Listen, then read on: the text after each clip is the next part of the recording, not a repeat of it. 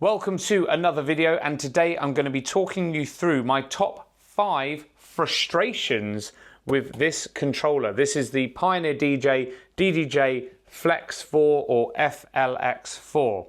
Now, of course, if you have watched my channel for a while, you'll know that I have made multiple videos with this particular controller.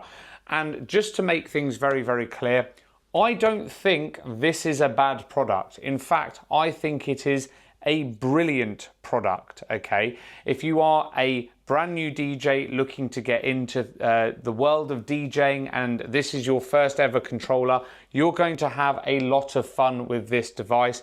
It has got so many creative features on it for the price point.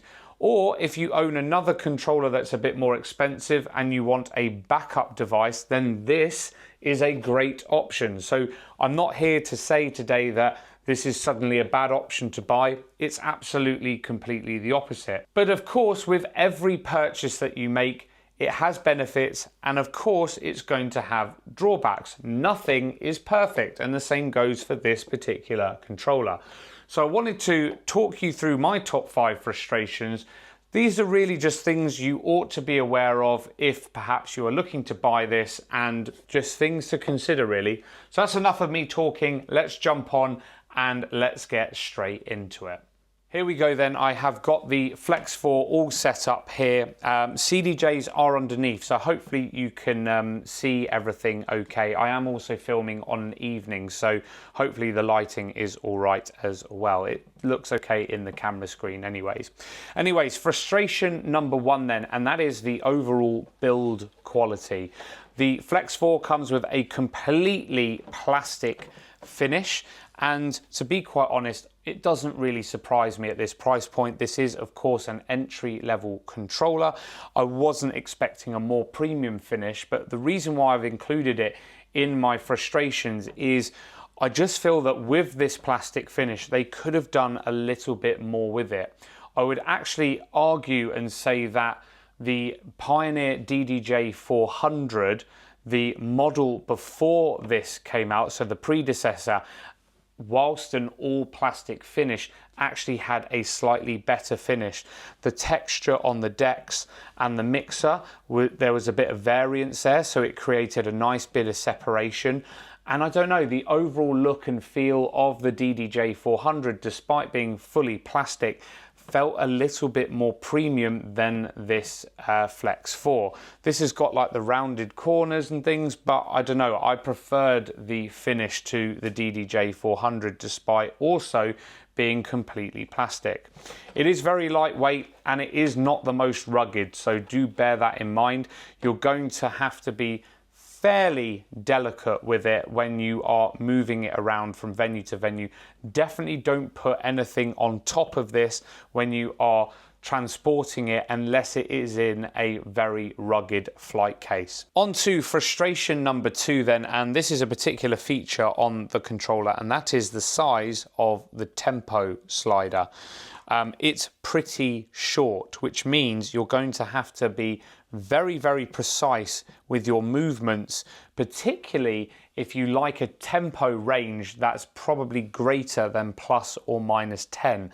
So if you are someone that likes to use the plus or minus 16, in order to set the tracks to the speed that you want, it's going to require very small, very precise movements, which could end up being particularly fiddly. That's a bit of a tongue twister, particularly fiddly. Yeah, a little bit fiddly. You get the idea. Now, I know that this is quite a small controller. It's not the biggest in the world, but I feel like they could have squeezed an extra kind of half a centimetre or centimetre onto this design if they moved a couple of things around a little bit.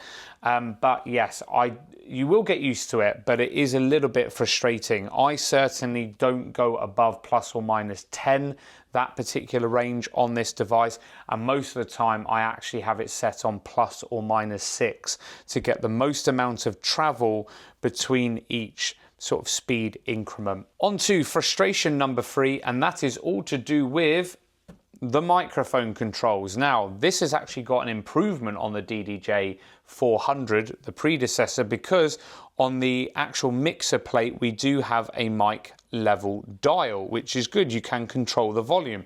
Microphone is plugged in at the back, and there is an attenuation. You probably can't see it too well, but you plug in your mic at the back using a jack lead, and then it's got some attenuation control just with this small dial, and that's all the DDJ 400 had. On this, there has definitely been a step up because we've now got a level on the actual mixer. However, there is still no on-off switch, which means that if your microphone doesn't have a switch, or if it has a pretty loud on-off switch, then it's going to be quite annoying because you're going to have to either turn it all the way down all the time, or just pray that you're not getting any feedback, or buy a microphone that has a silent switch. That's the only way around it. I mean, I would recommend the Shure SM58 with a switch that has a good switch on it. I've never found that to be a problem.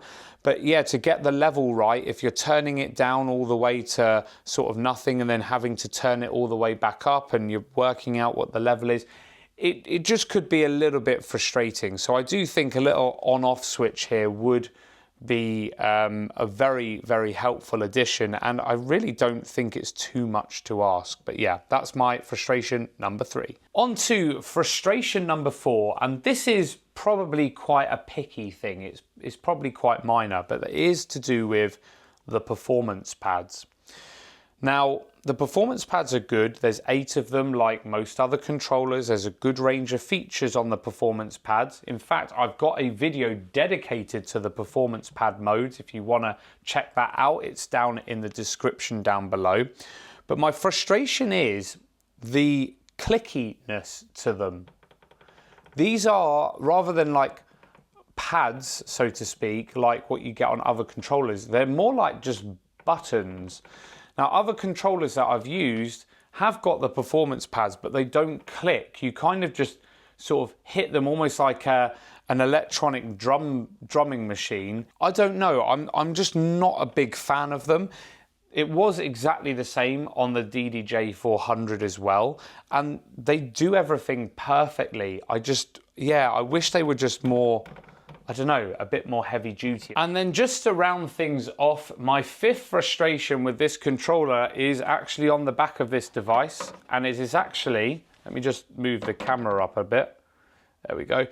It's the USB-C connection. Now, this was pretty revolutionary when it came out because it was the first controller, I believe, to have a USB-C input to connect to your computer. And it's brilliant that things are moving with the times. Apple has had USB-C for ages, and for years we've been using these stupid little adapters to connect everything together to MacBooks. So it's good that we can just use a straight USB-C to USB-C lead. However, it is not the most rugged design. Like it comes out a lot easier than one of these traditional old USB leads, because it doesn't have any, like, I don't know if you can see that, if it's going to focus okay. Are we going to focus?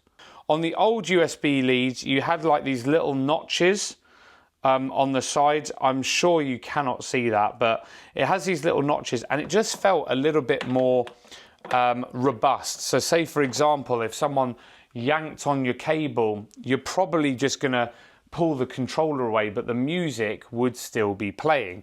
Unlike USB-C, unfortunately, I feel like it's very, very easy to pull that lead out. And if you pull out the connection between here and your laptop, then it's pretty much game over. You're going to have to plug it in, the music's going to stop, the crowd aren't going to be very, very happy. So I feel like if they develop a version 2 or the next FLX-4 when it comes out, I feel like just like what they have on the CDJs, I feel like they need some kind of locking mechanism on the USB-C lead. I think that would be a good little feature to have, if somehow it could lock the cable into place. So there we have it, my top 5 frustrations with the DDJ FLX-4 by Pioneer DJ. As I say at the beginning, this is not a bad device. It's a brilliant device, but not everything is perfect. What are your thoughts? Let me know down in the comments down below. Do you love this device? Do you hate this device? Do you wish you never bought it? Or do you want to buy one? I am always genuinely intrigued to find out. If you have made it this far into the video, please do give me a thumbs up. It greatly helps out the channel. And a massive thank you to everyone that has subscribed. 5,000 subscribers at the time of filming this video. And I will see you in the next one.